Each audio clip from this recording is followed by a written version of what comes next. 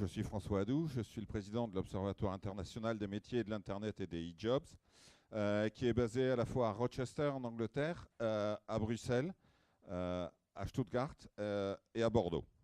Alors, quelques petits mots sur moi pour que vous compreniez bien comment j'en suis arrivé là. Au départ, j'étais enseignant. Je suis ensuite devenu chef d'entreprise et je suis devenu un formateur en entreprise, notamment sur la fonction commerciale, où j'ai été amené à faire énormément de recrutement. Et depuis quelques années, donc je suis un chercheur, je dirais, dans la manière d'enseigner et de former au métier de l'Internet et aux e-jobs. Alors, quelques petites informations. Le premier navigateur Internet, c'est fin 1992, diffusion 1993. Les premières connexions furent des connexions RTC avec des débits absolument minables pour aujourd'hui, mais c'était merveilleux. Juste pour donner un détail, un petit détail technique, on demandait aux créateurs de pages Internet d'avoir des pages de 50 kg, images comprises. Tout simplement pour pouvoir passer avec les débits qu'il y avait. Je fus le premier abonné à un point d'accès Internet local. Et c'était le premier point d'accès Internet en France. Donc je suis le premier particulier à avoir créé un petit peu de l'Internet. Et en 1996, j'ai créé le premier buzz français avec un serveur emploi qui avait deux noms, qui s'appelait le concept hypertexte Internet rassemblant les acteurs contre le chômage. Ça, c'était pour son premier nom, ce qui fait en acronyme CHIRAC. Ça vous rappelle peut-être quelqu'un. Et j'ai créé en même temps la Jurade par ordinateur pour citer des propositions immédiates sur le net, ce qui était aussi le jospin.net, pour qu'on ne soit pas accusé de faire de la politique avec de l'Internet. Ça a eu beaucoup d'impact au niveau des médias. Et c'est ça qui m'a permis en 2000 de mener le premier projet européen sur l'analyse des métiers à l'époque du multimédia, avec un certain nombre de partenaires que vous pouvez voir en bas, qui sont des partenaires importants. Et tous ceux qui sont encore vivants sont aujourd'hui, 15 ans après, toujours mes partenaires. En 2005, nous avons créé l'Observatoire international des métiers de l'Internet, qui est un réseau d'organisations représentatives. Il y en a sur plus de 15 pays en Europe, avec des associations professionnelles, qu'elles soient nationales ou régionales, des entreprises, la Fédération européenne de l'économie digitale, ce qui représente environ 15 000 entreprises, 25 milliards d'euros de chiffre d'affaires et 7 500 emplois au travers de l'Europe. Également, sont partenaires de cet observatoire des universités publiques dans plusieurs pays, en Pologne, en Grèce, en Allemagne, des organismes de formation privés, publics. Nous sommes accompagnés également par DECRA, qui est le principal organisme de certification mondiale, qui certifie des process de formation, qui certifie des avions, qui certifie des immeubles, enfin, tout ce qui peut être certifié à partir de normes, c'est leur rôle. Ils nous accompagnent dans la création, je dirais, de normes ou de référentiels européens et dans un processus de labellisation et de certification. Et également pas mal d'organismes intermédiaires. Il y a aujourd'hui plus de 20 organismes sur plus de 15 pays qui participent à l'Observatoire international des métiers de l'Internet.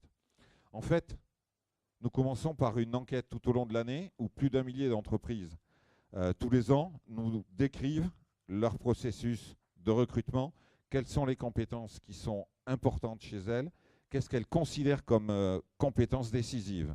Là-dessus, nous analysons ces résultats, nous en faisons une synthèse. Ensuite, nous confrontons ces résultats à des chefs d'entreprise. Dans tous les pays, nos enquêteurs confrontent avec des chefs d'entreprise qu'est-ce que nous avons obtenu et les chefs d'entreprise nous donnent de nouvelles pistes. À la suite de ça, nous élaborons des profils de fonction car ces métiers sont souvent des agrégats de fonctions. Chaque entreprise a des profils différents et les fonctions et les métiers de l'entreprise sont différents. On va avoir plus d'un ou d'une autre fonction, notamment dans les PME qui sont aujourd'hui le marché de l'emploi le plus important. À la suite de ça, nous élaborons des recommandations pour les organismes de formation que nous validons également avec les entreprises et les organismes de formation. Et nous les publions donc sur l'Observatoire international des métiers de l'Internet, dont l'adresse est ejobsobservatory.eu. Cet organisme, donc j'en suis le président, Ed Maoud, qui travaille pour Dekra Academy, est le chairman, et Philippe Wacker, qui est à Bruxelles, est le directeur exécutif.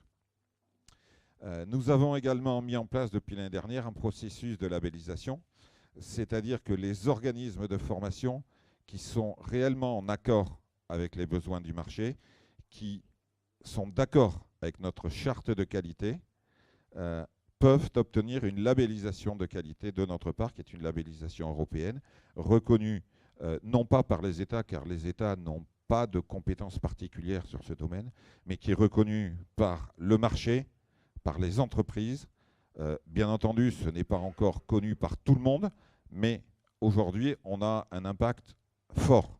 C'est-à-dire que les entreprises, les organismes de formation qui ont été labellisés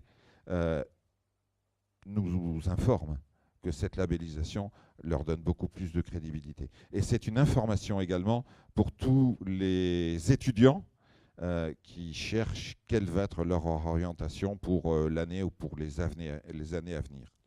Également, ces organismes de formation, lorsqu'ils sont labellisés, s'engagent à suivre un processus de qualité. Une des choses tout à fait capitales dans les métiers de l'Internet, c'est que 80% des emplois dans ces métiers-là sont dans des entreprises de moins de 20 personnes et des entreprises de moins de 20 personnes qui ne sont pas du domaine de TIC. Bien sûr, il y a toujours des SS2I, il y a toujours des web agencies, mais le marché de l'emploi dans ces entreprises, ce sont des petites entreprises qui sont hors du secteur. Ça va être un golf, ça va être un hôtel, ça va être une PME qui veut vendre ses produits, que ce soit localement ou international, à l'international. Et c'est ça qui change totalement la manière dont nous devons enseigner et former nos étudiants pour qu'ils puissent trouver de l'emploi et qu'ils puissent permettre aux entreprises de se développer. Je dirais en 2 mots, parce qu'il nous faut aller vite, l'orientation client, c'est-à-dire être capable de se mettre à la place du client, à la place de l'utilisateur et de savoir comment il va ressentir ce que nous lui proposons, c'est quelque chose de totalement décisif et souvent oublié, je dirais, par les formateurs. Également, n'oublions pas que les métiers de l'Internet sont des métiers de communication utilisant un outil technique et non pas l'inverse. Ce qui est important, c'est la communication. La machine, c'est l'outil et non pas l'inverse. Juste, politiquement incorrect, l'importance de l'orthographe dans tous ces métiers-là. Une étude publiée par la BBC Éducation l'année dernière démontre qu'un site internet sur lequel il y a des fautes de grammaire et d'orthographe, c'est 50% de chiffre d'affaires en moins. Également, ce que l'on voit avec cet agrégat de fonctions, c'est que l'emploi a complètement changé. On n'est plus forcément sur des emplois à 35 heures ou 39 heures par semaine dans la même entreprise. Et en fait, les professionnels vont travailler pour plusieurs entreprises. D'où l'importance du statut d'auto-entrepreneur, par exemple, qui est de plus en plus utilisé par les professionnels en début d'activité. Le problème qu'il y a actuellement avec les poussins est quelque chose de tout à fait décisif pour les prochaines années, pour le développement de ces activités et le développement des entreprises. Je ne veux pas rentrer dans le détail politique, mais le multi-employeur sur lequel on peut avoir des fonctions différentes est quelque chose qui se développe de manière très importante, à la fois en France et dans les autres pays européens. Et il faut penser, lorsque l'on forme des professionnels, à leur adaptabilité aux PME et notamment aux toutes petites entreprises. Ils sont souvent le seul professionnel de l'Internet dans l'entreprise, sachant que le chef d'entreprise est capable de tenir tous les postes de son entreprise. Le seul qu'il n'est pas capable de tenir, c'est celui qui a trait à l'Internet. Voilà, donc on continue des études et nous axons aujourd'hui aussi sur l'informatique durable, le e-tourisme, la silver economy, c'est-à-dire l'assistance à la vie autonome, et également sur l'amélioration de la qualité de la formation avec un cercle de qualité. Un petit mot, il y a un cadre européen de qualité qui s'appelle Equavet et qui est absolument capital de prendre en compte et de voir comment on peut, nous, formateurs, utiliser ce cadre pour améliorer la qualité de nos formations. Donc, voici les différentes actions.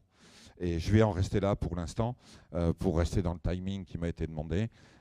Mais bien entendu, je suis à votre disposition tout à l'heure pour répondre à toutes les questions que vous pourrez souhaiter.